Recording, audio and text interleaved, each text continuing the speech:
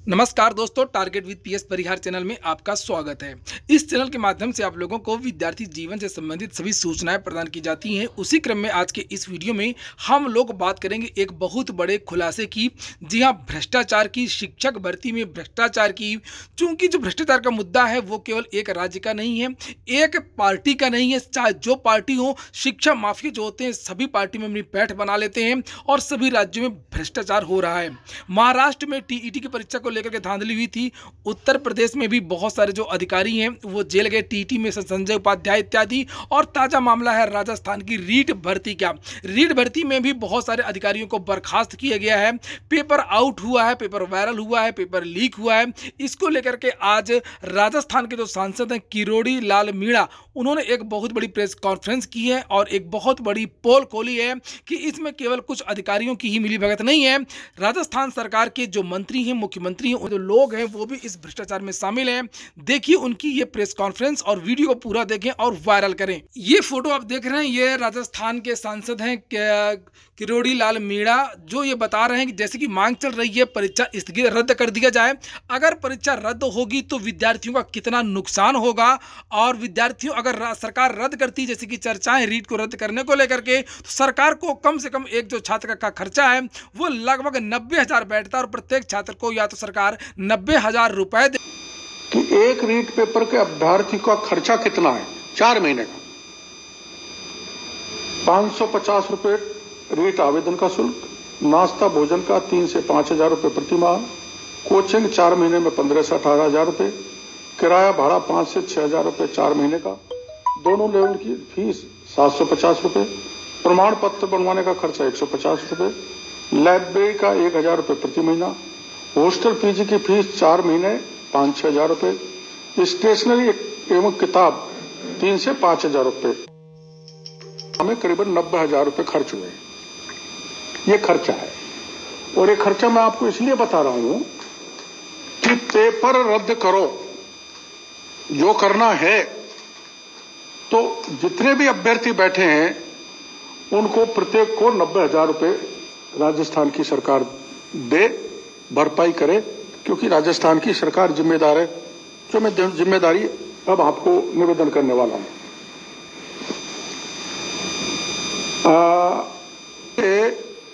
DP Jarauli जी को सरकार ने बर्खास्त कर दिया। उनसे प्राइमरी रूप से जांच की गई थी जिसमें उसको दोषी पाया गया। एसओजी की रिपोर्ट के आधार पर उनको बर्खास्त कर दिया, लेकिन बर्खास्त होते ही उनको मुख्यमंत्री जी से मिलना था, नहीं मिले। वो जयपुर आए थे, रास्ते से गायब हो गए, जयपुर में आके गायब हो गए। ये एसओजी का जांच का विषय है। लेकिन सत्ताधारी दल के एक मंत्री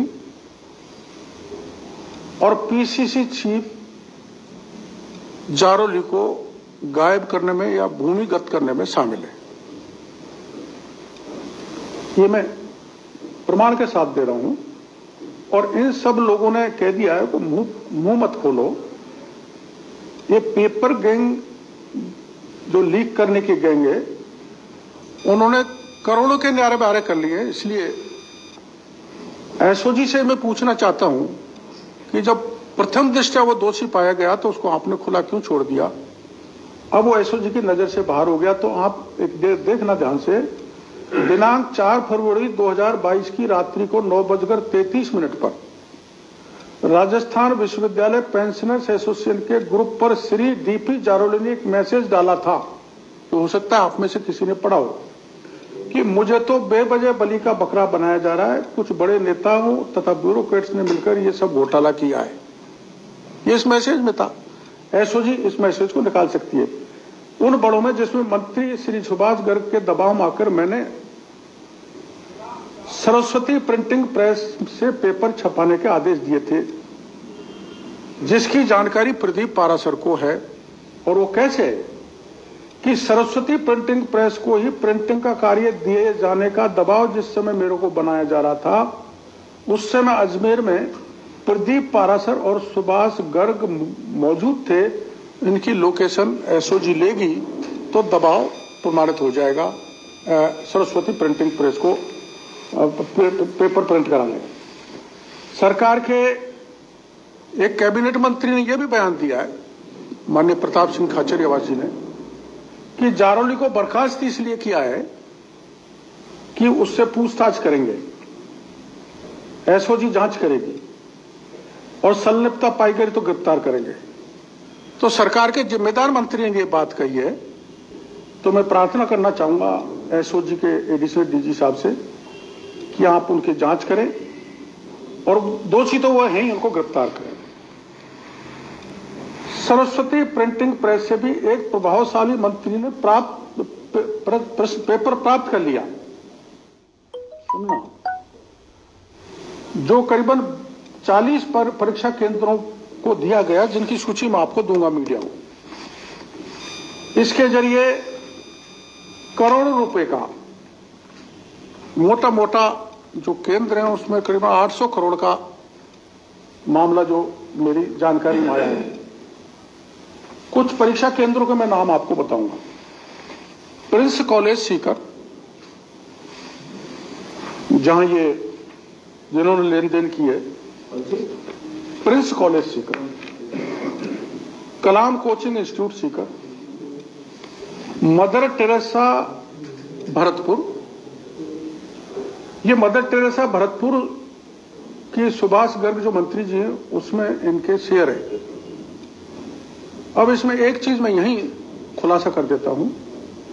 माननीय सुभाष गर्ग के गनमैन हेमंत यादव जो कोटपुतली के निवासी हैं, उनका सेंटर इस मदर टेरेसा में मिला उनकी धर्मपत्नी के लिए, और वो पास हुई है हेमंत यादव की धर्मपत्नी, तथा हेमंत यादव के 10-12 लोगों ने भी इसी सेंटर से परीक्षा दी है, जो सारे के सारे पास हुए।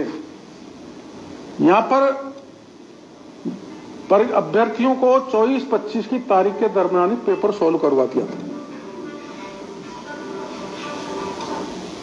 क्रम संख्या 55 केंद्र की मेरे पास है, परीक्षा केंद्र पे अंकित Jaswant senior higher secondary school Bharatpur, क्रम संख्या 74 पर अंकित मदर टेरेसा स्कूल भरतपुर।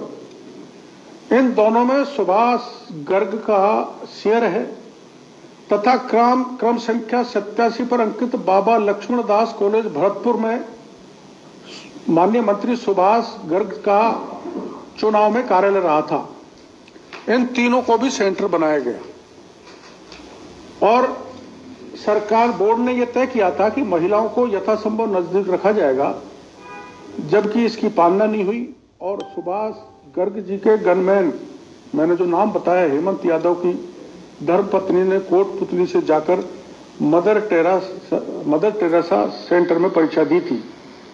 यहां एक बात और महत्वपूर्ण है जो अचंभे करने वाली है कि मदर टेरेसा कॉलेज एवं जसवंत स्कूल एक ही कैंपस में, उसका एक ही मालिक है और उसमें माननीय मंत्री जी के शेयर बताए जाते हैं, और एक ही कॉलेज कैंपस में, स्कूल कैंपस में 2-2 केंद्र आवंटित कर दिए।